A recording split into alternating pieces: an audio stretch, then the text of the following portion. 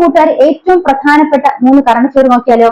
ഒന്നാമത്തെ ചോദ്യം ഇതാണ്, 2025 കേന്ദ്ര സാഹിത്യ അക്കാദമി പുരസ്കാരം ലഭിക്കുന്ന മലയാളി ആരെന്ന്. 2025 കേന്ദ്ര സാഹിത്യ അക്കാദമി പുരസ്കാരം ലഭിച്ച മലയാളി ആരാണ്? N പ്രഭാകരനാണ്. അദ്ദേഹത്തിന്റെ നോവലായ മായാമനുഷ്യനാണ് കേന്ദ്ര സാഹിത്യ അക്കാദമി പുരസ്കാരം ലഭിച്ചത്.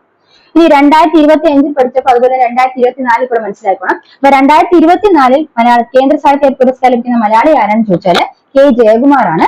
പിങ്കള കേശിനി എന്ന അദ്ദേഹത്തിന്റെ കവിതാ സമാഹാരത്തിന് ഈ അവാർഡ് ലഭിക്കുന്നത്. അപ്പൊ 2024 ലഭിക്കുന്നത് K ജയകുമാറിന്, 2025 ലഭിക്കുന്നത് N പ്രഭാകരനാണ്, നോവൽ മായാമനുഷ്യൻ. അടുത്ത ചോദ്യം നോക്കാം. ട്യൂട്ടിക്കോറിൻ വിമാനത്താവളത്തിന് ഇപ്പൊ പേര് മാറ്റി. അപ്പൊ ട്യൂട്ടിക്കോറിൻ വിമാനത്താവളം ഇപ്പൊ അറിയപ്പെടുന്ന ഏത് പേരിലാണെന്ന് വെച്ചാൽ തൂത്തുക്കുടി വിമാനത്താവളം എന്നാണ് അറിയപ്പെടുന്നത്.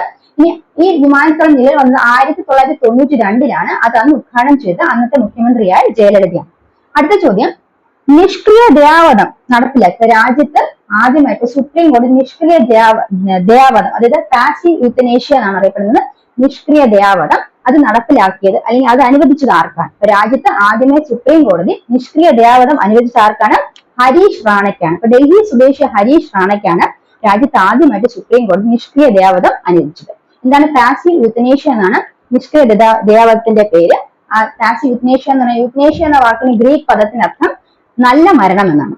അപ്പൊ പ്രധാനപ്പെട്ട ഒരു കണ്ടന്റ് ഡിസ്കസ് ചെയ്യാം. ഒന്നാമത്തെ ചോദ്യമുള്ള 2025 കേന്ദ്ര സാഹിത്യ അക്കാദമി പുരസ്കാരത്തിന് മലയാളി ആയിരുന്നാണ് ചോദ്യം. ആരായിരുന്നു? N പ്രഭാകരൻ. 2025 അദ്ദേഹത്തിന് ലഭിക്കുന്നത് അദ്ദേഹത്തിന്റെ നോവലായ മായാമനുഷ്യനാണ് പുരസ്കാരം ലഭിക്കുന്നത്. ഇനി 2024 കേന്ദ്ര സാഹിത്യ അക്കാദമി പുരസ്കാരം ലഭിക്കുന്ന ആർക്കാണ്? K ജയകുമാറിനാണ്. അദ്ദേഹത്തിന് പിങ്കള കേശിനി എന്ന കവിതാ സമാഹാരത്തിന് ലഭിക്കുന്നത്. അതുപോലെ ട്യൂട്ടിക്കോറിൻ വിമാനത്താവളത്തിൽ ഇപ്പൊ അറിയപ്പെടുന്ന പേര് തൂത്തുക്കുടി വിമാനത്താവളമാണ്. ആ വിമാനത്താവളം നിലവിൽ വന്ന 1992 അത് ഉദ്ഘാടനം ചെയ്ത അന്നത്തെ മുഖ്യമന്ത്രി ജയലളിതയാണ്.